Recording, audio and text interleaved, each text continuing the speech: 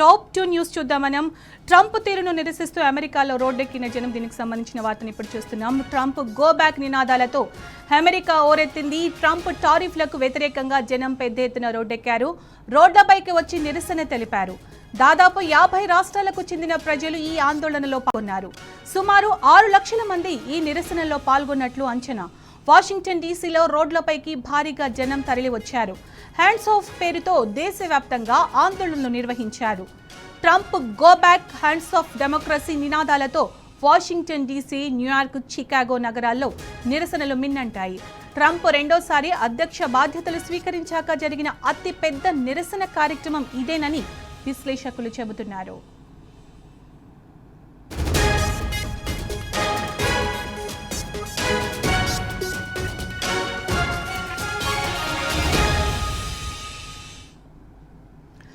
అమెరికాలో ప్రజల నిరసనలకు సంబంధించి మనతో మాట్లాడడానికి పాపారావు గారు ఫోన్ లైన్ లో సిద్ధంగా ఉన్నారు. పాపారావు గారు నమస్తే అండి. అమెరికాలో ప్రజల నిరసనలకు సంబంధించి మీ స్పందన ఏంటి, ఏమంటారు దీనికి సంబంధించి?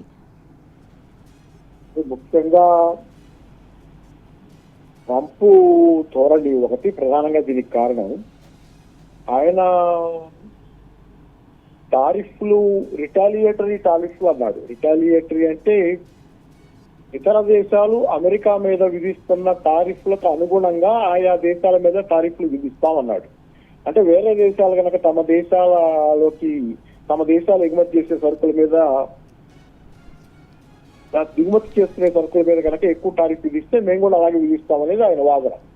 సరే, అలా చేయలే ఆయన. యాక్చువల్ గా రిటాలియేటరీ టారిఫ్ కాదు ఆయన చేసింది. ఏ దేశాలతో అయితే తనకి వాణిజ్య లోటు ఎక్కువ ఉందో ఆ దేశాల మీద ఎక్కువ టారిఫ్లు వేశాడు. ఈ క్రమంలో అమెరికా ప్రజలకి మేజర్ ఇష్యూగా ఉన్నది ఏంటంటే ధరల పెరుగుదల ఒకటి ప్రధానంగా. ధరల పెరుగుదల అనేది ఇప్పుడు ధరలు ఇంకా పెరగబోతున్నాయి. అందుకే ఈ టారిఫ్లు మొన్న ఆయన 27% భారత్ మీద, 34% చైనా మీద, లేకపోతే 54% చైనా మీద, వియత్నాం మీద 40% పైన, ఇట్లా ప్రపంచంలో 60 దేశాల పైన టారిఫ్లు ప్రకటించగానే అమెరికాలో ఒక ప్యానిక్. 9వ తారీఖు నుంచి టారిఫ్లు అమల్లోకి రాబోతున్నాయి. ప్యానిక్ అనమాట. అమెరికాలో పండ్ల దగ్గర నుంచి, కాఫీ పొడి దగ్గర నుంచి, బిల్డింగ్ మెటీరియల్ దగ్గర నుంచి, రకరకాలైన వస్తువుల కోసం కార్ల దగ్గర నుంచి జనాలు విపరీతంగా షాపుల ముందు గుమిగూడుతున్నారు. షాపులు కొనుక్కునేస్తున్నారు విపరీతంగా. ధరలు పెరగబోతున్నాయి దీనిలో. అంటే వాళ్ళందరూ గ్రహించారు పెద్ద ప్రమాదం రాబోతుంది, మన జీవితం అతలాకుతలం కాబోతుంది, విపరీతంగా ధరలు పెరిగిపోబోతున్నాయి, జీవిత ప్రమాణాలు పడిపోబోతున్నాయని. దాంతో పాటుగా ట్రంప్ చేస్తున్నది, ఆయన మిత్రుడు ఇప్పుడు ఈ నిరసనల్లో కేవలం ట్రంప్ మీదే కాదు, ట్రంప్ కుడిభుజంగా ఉన్నటువంటి ఎలన్ మస్క్ మీద కూడా. Elon Musk department of government efficiency అనే ఒక దానికి అన్అఫిషియల్ గా ఆయన అధినేతగా ఉన్నాడు, అఫీషియల్ గా కాదు. ఆ డిపార్ట్మెంట్ పేరు మీద రకరకాల గవర్నమెంట్ డిపార్ట్మెంట్స్ మొత్తాన్ని మొత్తం పీసెస్ గా చేసి ఎంప్లాయీస్ అందరినీ ఉద్యోగాల నుంచి తొలగిస్తున్నారు. అంటే సెంట్రల్ గవర్నమెంట్ మొత్తాన్ని డిస్మాంటిల్ చేసే కార్యక్రమం చేస్తున్నాడు. అది చాలనట్లు ఎడ్యుకేషన్ డిపార్ట్మెంట్ ని, ఎడ్యుకేషన్ రంగంలో మొత్తం ఎడ్యుకేషన్ చూసుకునే సెంట్రల్ గవర్నమెంట్ తాలూకు, అమెరికా సెంట్రల్ గవర్నమెంట్ తాలూకు విభాగాన్ని మొత్తాన్ని వదిలేసి దానికి ఫండింగ్ ఇవ్వటం మానేస్తాం, దాన్ని కట్ చేసేసి దాన్ని తొలగించేసుకున్నారు. రాష్ట్ర ప్రభుత్వాలు విద్యా బాధ్యతలు చెబుతున్నారు. ఈ రకంగా అమెరికాలో గవర్నమెంట్ మొత్తాన్ని డిస్మాంటిల్ చేస్తున్నారు. ఇట్లా అదే కాదు, మీకు మొన్న కొలంబియా యూనివర్సిటీలో ప్లస్ ఇంకొక యూనివర్సిటీలో కూడా విద్యార్థులు నిరసన ప్రదర్శనలో తెలియజేశారు. గతంలో ఏది పాలస్తీనాకి సంబంధించి నిరసన ప్రదర్శనలో పాల్గొన్నారనే పేరు మీద కొలంబియా యూనివర్సిటీ మీద $400 మిలియన్ మేరకు కట్ చేశాడు అది రావాల్సిన డబ్బులు. అలాగే ఇంకో యూనివర్సిటీ మీద కూడా కట్ చేశాడు. అలాగే ఆ యూనివర్సిటీ విద్యార్థులు, భారతీయ విద్యార్థులు ఇద్దరు బహిష్కృతులయ్యారు యూనివర్సిటీ నుంచి. భారతదేశానికి తిరిగి వెళ్ళిపోయే పరిస్థితి వచ్చింది వాళ్ళకి. సో ఓవరాల్ ఏంటంటే ఒక రకమైనటువంటి నియంతృత్వం, ఈరోజు ఫ్యాసిస్ట్ నియంతృత్వం.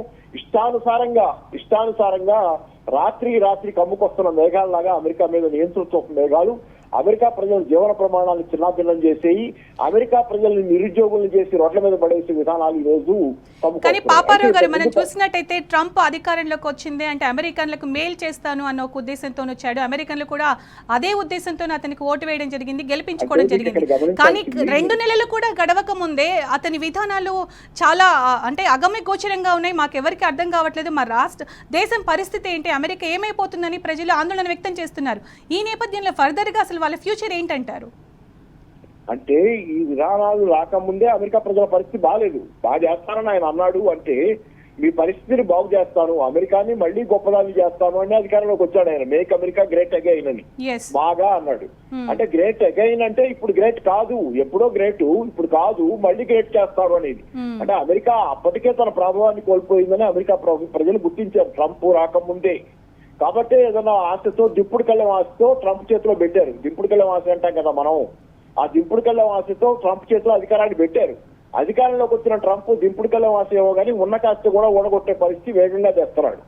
అది జరుగుతుంది. ఇప్పుడు ప్రజలందరూ ఒక ఆశ పెట్టుకున్నారు, అమెరికా పత్రం అయిపోతుంది, అమెరికా దెబ్బతింది, అమెరికా సంక్షోభంలో ఉందనేది అప్పటికే ఉంది. ఎందుకంటే ట్రంప్ అధికారంలోకి రాకముందు నుంచే, పోయిన సంవత్సరం సెప్టెంబర్ లో, ఎన్నికలకు ముందు నుంచే, నవంబర్ లో ఎన్నికలు జరిగినాయి, సెప్టెంబర్ నుంచే షేర్ మార్కెట్లు పడిపోతున్నాయి. రకరకాల సమస్యలు, ద్రవ్యోల్బణం ఉంది, ఇట్లా సమస్యలు చాలా ఉన్నాయి. కానీ ట్రంప్ అధికారంలోకి వచ్చిన తర్వాత ఇవన్నీ తగ్గుతాయి అనుకున్నారు. కానీ జనవరి నెల ద్రవ్యోల్బణం డేటా చూస్తే చాలా ఎక్కువే ఉంది. ఇప్పుడు ఇంకా ద్రవ్యోల్బణం పెరగబోతుంది టారిఫ్లతో జనం గుర్తించారు. అంటే ధరలు విపరీతంగా పెరిగిపోయే పరిస్థితి. ట్రంప్ ఎందుకు నమ్మారు? రాత్రికి రాత్రి రాగానే ధరలు తగ్గించేస్తానన్నాడు. నమ్మి అధికారం ఇస్తే సర్వనాశనం చేస్తున్నాడు, ఇంకా ధరలు పెరిగే పరిస్థితి చేస్తున్నాడు. రెండో పక్కన డిపార్ట్మెంట్ ఆఫ్ గవర్నమెంట్ ఎఫిషియన్సీ పేరుతో ఎలన్ మస్క్ ను పెడితే ఆయన ఇష్టానుసారం ప్రైవేట్ చూడలేదు, సొంత ఎస్టేట్ లాగా ఇష్టానుసారంగా అమెరికాలో చేస్తుంటే అమెరికా ప్రజలు ప్రశ్నిస్తున్నారు ఎక్కడికక్కడ, ఎవడు వీడు, ఎందుకు ఏం చేస్తున్నాడు వీడికి మాకేం సంబంధం, వీడికి మేమన్నా ఓటేసామా, వీడేంది మా జీవితాల మీద పెత్తనం చేస్తున్నారని ఎలన్ మస్క్ గురించి చాలా హార్ష్ గా ప్రశ్నిస్తున్నారు అమెరికా జనాలు. ఎలన్ మస్క్ చేతుల అహంకారానికి పోయి అలవిగానటువంటి స్థితి, అంటే ఒక రకమైనటువంటి నేల విడిచి చేసే సాము చేసే స్థితికి మారిపోయాడు. తెలివైన వాడు అని ప్రపంచం అంతా పొగిడి అతను వాస్తవంతో దూరంగా అయిపోయి వాళ్ళ తండ్రి ఆ మధ్యకాలంలో మాట అన్నాడు, మా వాడికి పిచ్చి ఎక్కిందనో ఏదో అన్నాడు, మా వాడిని బతికించుకోకండి, మా వాడికి బాగాలేదు అన్నాడు, పిచ్చి ఉందని అన్నాడు. అంటే పిచ్చి కాకపోతుంది, కానీ ఏంటంటే హీ బికేమ్ మెగలోమానియక్. అహంకారం ప్రబలిపోయి తనే సర్వజ్ఞుడిని, తనే సర్వస్వం అనుకుని జనం మీద ఇష్టం వచ్చినట్టు విలయతాండవం చేస్తుంటే జనం ఈ రోజు విసిరి కొట్టే పరిస్థితి వస్తుంది అతన్ని.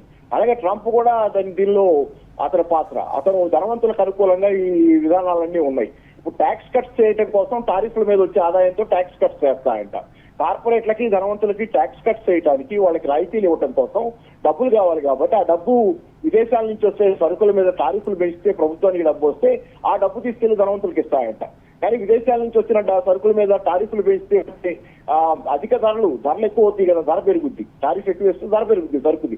దాన్ని భరించేది ఎవరు? జనం భరిస్తారు. అంటే ఓ రకంగా జనం చేతిలోంచి లాక్కోకుండా టారిఫ్ల పేరుతో ఇక్కడే కలెక్ట్ చేసుకుని తర్వాత ఆ భారం జనం మోసి అంతిమంగా లాభపడేది కార్పొరేట్లు, ధనవంతులు అమెరికాలో. ఇది జరుగుతుంది.